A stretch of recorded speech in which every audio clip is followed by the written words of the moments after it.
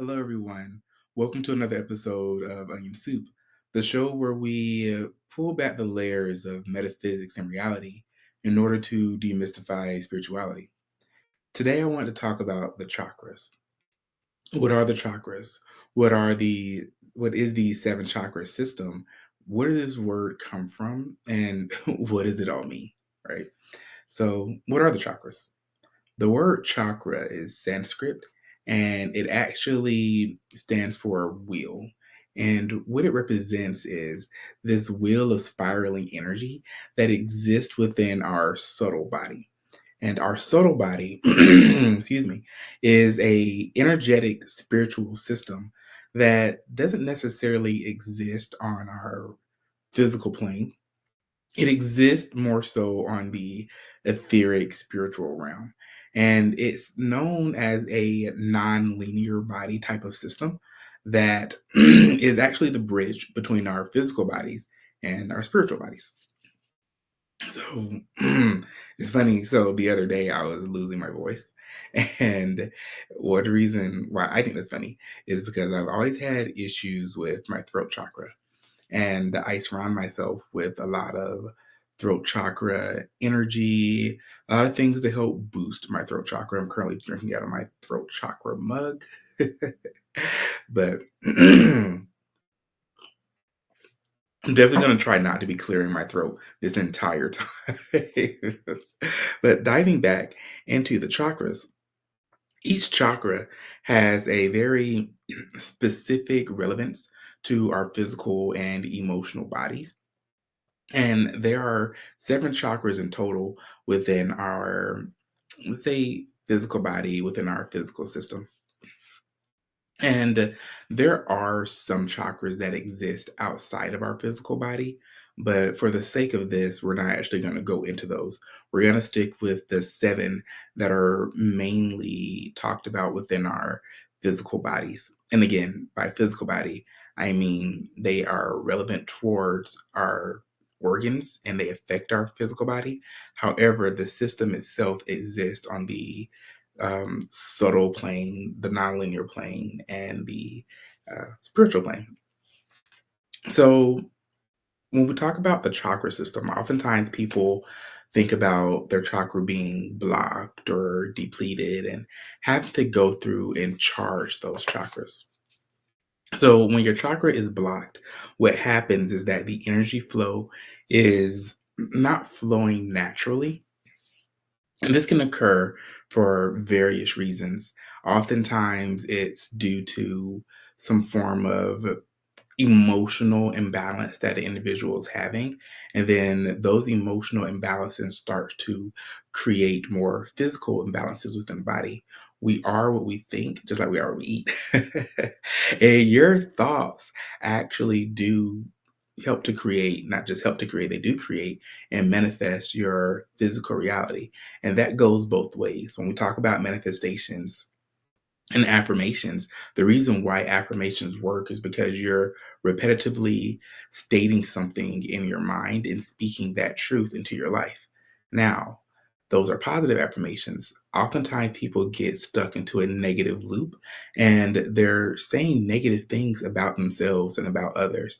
And by saying those and doing those negative things, you attract negative energy into your life. And then you start along this cycle of negative influence that you have on your own body, and they can create these physical resistances. So, going into the first chakra, we have the root chakra, which in Sanskrit is pronounced Muladhara. And I'm going to do my best to pronounce some of these words, to be honest. But the root chakra is associated with the color red and it has red energy.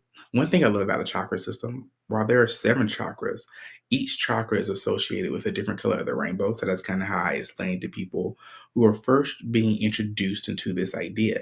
So if you ever forget which chakra goes where or which chakra is associated with which vibrational energy, such as the color, just start with rainbow. Roy G. Biv is literally the chakra system starting from the bottom. So, the root chakra, being located at the base of the spine, deals with fear and anxiety, immobility, grounding, security, survival. So, when it's working perfectly, you feel safe. You feel as if you're grounded and you feel as if you don't have a whole lot of issues here in the material world, but an imbalance within the root chakra, you start to feel very anxious and you feel as if your livelihood altogether is being threatened. And some really good ways to clear out this chakra. And by clearing out, again, we're talking about charging this energetic state. You can be depleted in the chakra system, which a lot of people are. A lot of people are depleted in certain chakras, but you can also have an overcharge in that chakra system. So the point in all of this is to actually become within balance and all of the different chakras in your body. So when we're balancing the root chakra, a really good way to do that is actually to go out into nature and do a lot of grounding, release the energy and release the tension back into the earth and pull up some of that nurturing earth energy into your body. We as humans are energetic beings. We literally have um, electrical impulses that fire throughout our body and throughout our neurons and our nervous system. And sometimes we have that an excess amount of energy, and that's the energy that's kind of getting stagnated throughout the body. So you can actually go outside and grounding. This is why it's so nice to go for a walk if you ever are walking through nature and you just start feeling relaxed. This is actually what's happening. You're releasing all of the built up energy that you have in your body, or if you're depleted in energy and you don't have enough and you constantly are tired, you're pulling in that natural energy. And it's really just to help stabilize your spiritual, energetic body. So, next, what we have is the sacral chakra. Now, the sacral chakra is this Svishasana. There we go. Svishasana in Sanskrit, and it is represented by the color orange, and it's located in the lower abdomen, just below the navel. Now, the sacral chakra deals a lot with pleasure, creativity, and sexuality. When we talk about sexuality, it's not necessarily um, physical sexual interactions or intercourse or things like that. It is in very many ways, but it's also about your sexual inclinations and the way that you identify from a sexual perspective, such as masculine and feminine energy, which we all have masculine and feminine energy. Now, it deals a lot with pleasure, but pleasure not, again, necessarily in the sense of sexual intercourse, but the things that make you happy and the things that make you joyful. Now, this energy is very creative. It has a very creative power. And in order to truly access it, a lot of times you just need to be creative. It's funny when I talk to people and they say that they're not particularly very creative individuals. And I'm like, well, everybody's pretty creative. You just have to figure out what it is you find interesting and go and create there. Now, when it's blocked, it's typically blocked due to shame and guilt. So, whenever you feel guilty about something, you're going to feel kind of like a, a feeling in your pit of your stomach. And it makes you feel as if there's a tightness there, or you have a gut feeling that you need to go change or talk through some type of situation that you're having. So, moving on, we have the solar plexus chakra. So the solar plexus chakra is associated with the color yellow, and in Sanskrit is called Manipura. It's in the upper abdomen, just below the ribs, and it deals with willpower, confidence, and self esteem. It's also blocked by anger and frustration. So, whenever we allow ourselves to get angry about something, we're really giving away our strength and our power onto an outside source. It's really important to remember and realize that nothing and no one can make you angry because you can't really control what someone else or something else does. All you can control is the way that you respond to a particular situation. So, moving on, I'm gonna start going through these a little bit faster because I didn't realize I was spending so much time with the first couple. But moving on, we have the heart chakra. And the heart chakra in Sanskrit is Anahata and is associated with the color green. Is exactly where you think it will be, is here in the center of the chest, and it deals with love, and not just the love for others, but the love and appreciation that you have for yourself. The heart chakra is oftentimes blocked by grief, resentment, and loneliness.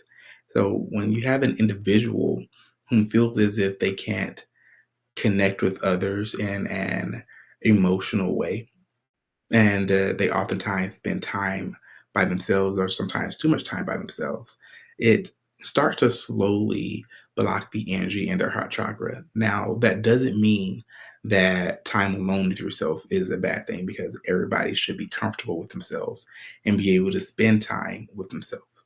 So that's not necessarily what I'm referring to. And, if you're like a hermit or a recluse or something like that, then obviously there's a different connection there. But if you're feeling consistently lonely and going out into nature or being around any other living organism doesn't fill you with some type of happiness, joy, or vitalization, there might be some form of blockage around your heart chakra. So, moving on to the throat chakra, and like I said before, the throat chakra was the one that I actually had the most struggles and difficulties with. And it's funny when I tell people that, they're often surprised because I love to talk and I just really like to express myself. I like to have fun. I like to get out there. But I also enjoy, I say, my me time. And I like to sit back and I like to, go out for walks in nature and just be with myself. And for a very long time in my life, that was something that I did probably more often than I should. So the throat chakra, like I said, is located here in the throat. And in Sanskrit, it's Vishada. And it deals with communication, self expression, and truthfulness. And it's really the truth that you have with yourself and speaking your own truth and being yourself. It's oftentimes blocked by shyness, fear of public speaking, and difficulty expressing one's emotions. And to clear that, you really just have to start talking and expressing yourself, being okay with setting up boundaries, not just with others, but with yourself, and adhering to those boundaries. And when we talk about the throat chakra, it's very important to make sure that you don't get too let's say too carried away, because I feel like a lot of times when people do find a voice, which is beautiful, very important, a lot of times what happens is people start becoming a little harsh, and not everything that passes through your mind necessarily needs to be said. If you what's the old saying, if you don't have anything nice to say, then don't say anything at all. But moving on to the third eye chakra, which personally was one of my favorite chakras for a very long time until I realized that I was spending way too much time and energy here in the third eye. And the third eye chakra in Sanskrit is known as the Ajna or the Anja, and located in the center of the head. And it's actually where the pineal gland would be in our physical bodies. It deals with illusion and disattachment, and it's also dealing with intuition, clairvoyance, and wisdom. So, one of the reasons why it was one of my favorite chakras to meditate on was I started to notice the more I meditated on my third eye chakra, I was able to have deeper insight onto, I would say, consciousness. And consciousness is just the awareness of everything. So I started to have a deeper insight on consciousness. And I've always had very vivid dreams, but my dreams became more vivid and they became more interactive. And I started to have some truly noticeable differences in my life. Now, not that that was a problem, but oftentimes when people focus too much on their third eye chakra or their upper chakra system. So now we're talking about the upper chakra system, which are the upper three, the throat, third eye, and crown. The lower chakra system being the root, sacral, and solar plexus, the heart being the balance center. So when people focus too much on their upper chakra system, these are the individuals who seem to be detached from reality. Now, conversely, individuals who focus more so on the lower chakra system, which incidentally is most of society at this point, unfortunately. Well, I feel like that's changing. But what I say about most society, when people are um, hyper aware or very interested in the material world, too interested in material world, where you have the secular individuals who don't believe in spirituality or higher consciousness and greater wisdoms in the first place, those individuals cut themselves off from their spiritual self. And the individuals, like I said, who focus on the upper chakra system tend to cut themselves off from the material and physical body. And as we said before, the point is to become within balance. So you don't want to be completely in your spiritual self because we do have physical bodies and we exist in the physical world. But you also don't want to be so focused onto the material world that you cut yourself off from intuition, clairvoyance, and higher knowledge and wisdoms of the ancients. So, moving on, lastly, to our last chakra is the crown chakra. And the crown chakra in Sanskrit is the Sahasranara. And it's associated with the color white and is oftentimes known as the thousand petaled lotus as it sits directly, not really directly at the top of the head. It's oftentimes described as floating just above the head. And every time I look at depictions of the crown chakra, it's always this energy that comes outwards. I was recently reading about the seven chakra system and how, yes, we have the balancing center of the heart, and you have the lower chakra system and the upper chakra system, and you also have in some other cultures, Chinese cultures, they have the lower, upper, and middle dantian. And when you look at the lower chakra, the energy spiral for the root chakra actually spirals kind of downward. And the one downward, and the one for the crown chakra spirals upwards. So they're kind of like this, and they go in different directions. Now, why is this important? Because those are the connections between the earth through the root and the spiritual realm and reality through the crown.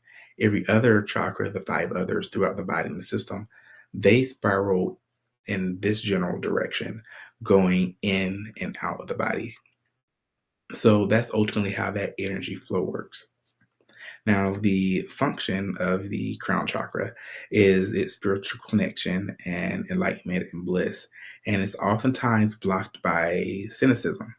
And cynicism is the feeling of being distrustful or that feeling that things aren't going to work out well or work out in your favor.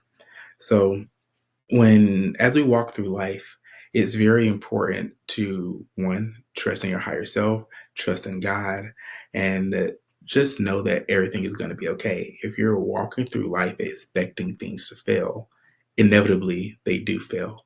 And that's when you start creating this self-destructive habit in your life because now you put on this cycle onto yourself saying that, hey, nothing ever works for me, this is going to fail, I'm just not going to make it, and as thus you do.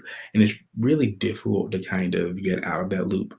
And that's when we start talking about reprogramming the mind and using positive affirmations in order to do that reprogramming. But we're going to take a really quick break and be back in a sec.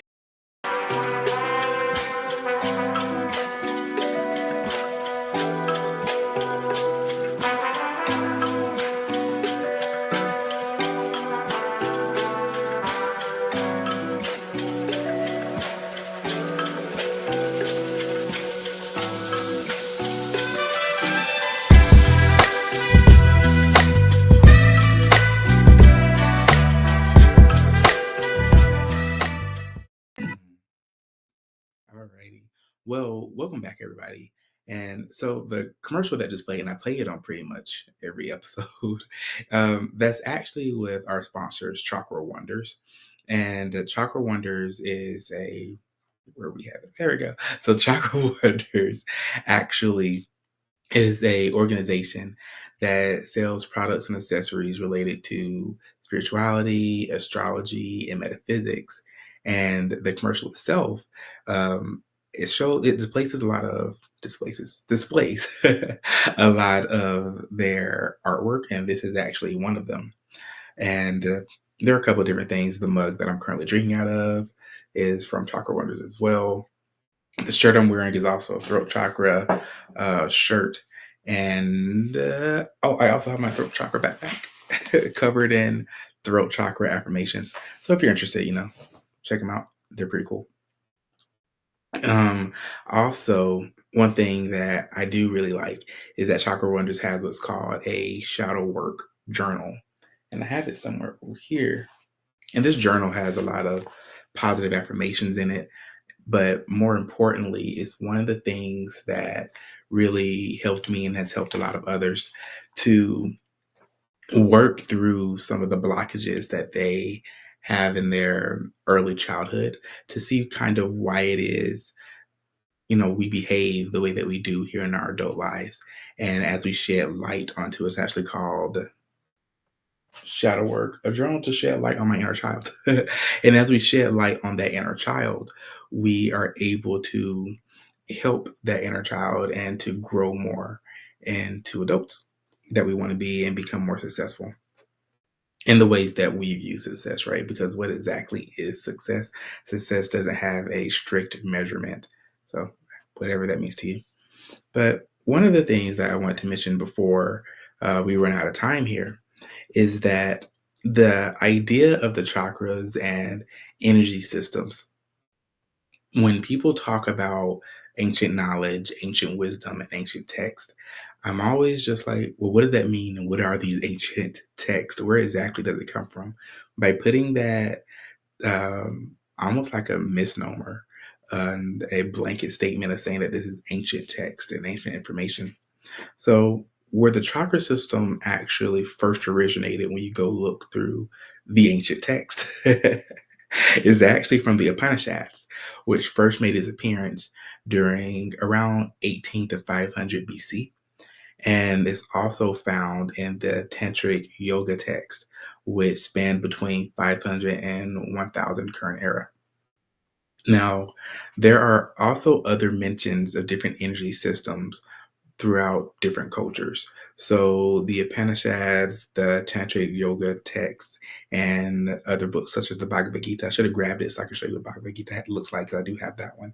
Um, those are all ancient Hindu texts. When we say ancient texts, we're talking about this particular time period, but it doesn't have to be that far back. Like it doesn't have to be in the BC time periods, such as the meridians, which is an idea of an energetic system found in traditional Chinese medicine. And there are pathways through which vital energy known as qi flows throughout the entire body. This one actually did originally, the idea did come from BC. And it's first found in the Yellow Emperor's classic of internal medicine in the second century BC. But we also have what's known as the nadis, which are very similar to the idea of the meridians.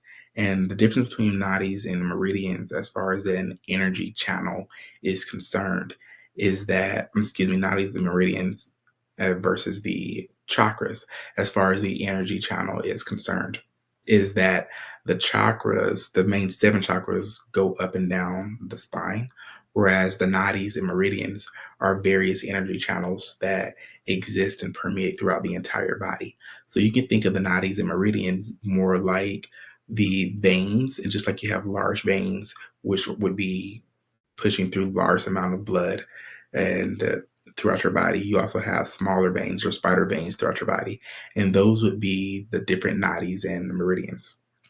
And the nadis first make their mention in the Hatha Yoga Pradaka. Excuse me, I can't really pronounce that one.